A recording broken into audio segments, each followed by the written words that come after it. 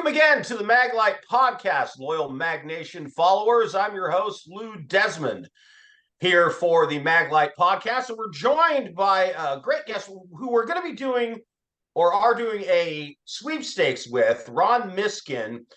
He's the owner of the Buffalo Wool Company. And I've got some of his stuff right here. We've got short socks, and we've got crew socks, and we've got boot socks, and they're all made here in the United States. And Ron, how are you?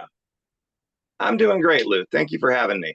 By the way, thanks for sending me some samples so I could check them out myself. So how did you get into this business? To into the Complete business of accident. the Go ahead. It was a complete accident. My family has raised bison since the mid '80s. My father, when they were redesigning the Fort Worth Nature Center, they put up some bison for sale. Dad thought it'd be a fun thing to have on the ranch. Next thing you know, we are bison ranchers, and there we go. The the fiber products kind of developed over time. It was a little bit of trying to figure out a way to help ranchers make a little bit more money per animal. More money, more incentive to raise animals, more bison for this country. So you look at all the parts that aren't being used, and the hide, the horns, the hair, the hoofs, things that don't have quite the same value as the meat, which is the primarily reason for raising them. So we started playing with it. We started originally just making what they call roving. It's cleaned, de-haired fiber for hand spinners to make their own yarn. Then as we evolved, we learned how to spin ourselves. I learned how to knit. We learned how to make things. And it's been about an 18-year evolution. And now we've kind of figured out what we think are the best uses of the fiber. And the socks are a big deal for you, obviously, along with the boots. And then you also have, there's a range of products, including you're going to be giving away one of these hide-made sleeping bags, right? Oh, a bison robe, yeah, a fully tanned bison hide, and it is truly the most luxurious sleeping bag you'll ever sleep in. They're insanely comfortable.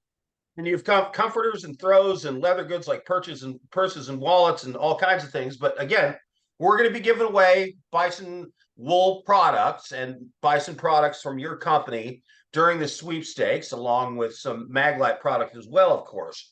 Let me ask you a question about, what we do at Maglite.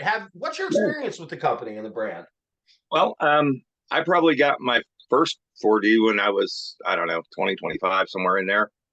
I'm old You now. have one of those full-size bad boys. I got one of the big old cop lights. Those things are amazing. They are bulletproof. They're reliable. And I live out here in the middle of nowhere. And, when it's dark, it's dark.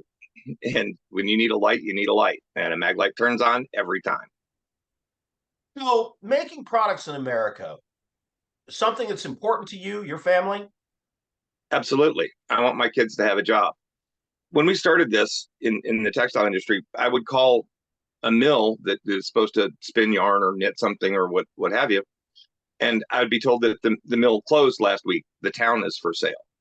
And we've lost a lot of textile history in the United States. Most of our equipment, most of our expertise has gone overseas, whether it be to China, India, Pakistan. I think it's very important that we be able to make things here in the United States. And keeping our production here is going to ensure that my grandkids and your grandkids and somebody else's grandkids have a job. We know how to do stuff. Do you see in this increasingly globalized economy, especially with the supply chain disruption stuff that you see, do you see an advantage to manufacturing in the United States? I see a lot of advantages to manufacturing in the United States. First off, we are starting with an American icon. I mean, the bison is pretty much the symbol of America. It is our national mammal. It was roamed all over this country. We make things in the US because we need to have this expertise here. We need to be able to make our own things in the United States. With the supply chain disruptions, I didn't have to stress over a container not coming in from China. I don't want to worry about that. I like to know the people I'm working with. I want to be able to go to the mills and shake people's hands, put my hands on, discuss, and do that. And what kind of impact does your company have on your local community?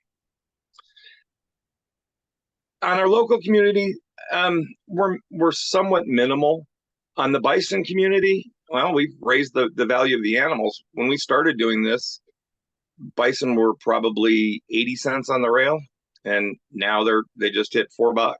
That's a That's a massive improvement. Yeah, That's I'm not going to take credit for any of that. But what we've helped do is help build awareness. I mean, we're one of the founders of the National Mammal Campaign. My wife is a director of the National Buffalo Foundation. My father was president. We like bison, and that community, I feel like we've spent the last 12 years out on the road, shaking people's hands, making people touch stuff, and sort of explaining how you can support ranchers by using the products, by eating the bison burgers. Those all relate into more bison for this country. So let me ask you this. I know you have an upcoming camping trip to Alaska that your family does every year that you mentioned to me. Give me a top five things that you have to bring with you if you are going to go on a trip to Alaska. Okay, number one is really, really easy. It's my TFO rod. If I don't have a fly rod in my hand, I'm not having fun. So okay, easy. Start with a rod. You know, we fished, and that's what we make gear for. Second is my jet boil. I love my jet boil. We raise our own food. We grow our own stuff. We freeze dry it, and we can go camping and not have to worry about ice chests and coolers and refrigeration. So jet boil is huge. Next thing is my bison hide. I've been sleeping on a bison hide up there since we started going. Again, you'll never find anything more comfortable. Good socks. Kind of goes without saying, but I very seldom go. Right? Right. If your head, hands, and feet are comfortable, for the most part, you're more likely to be comfortable. And after that, again, Maglite. You're out there in the dark in the woods in the middle of nowhere, Alaska. You better have a light that turns on. All right. Thank you very much, Ron.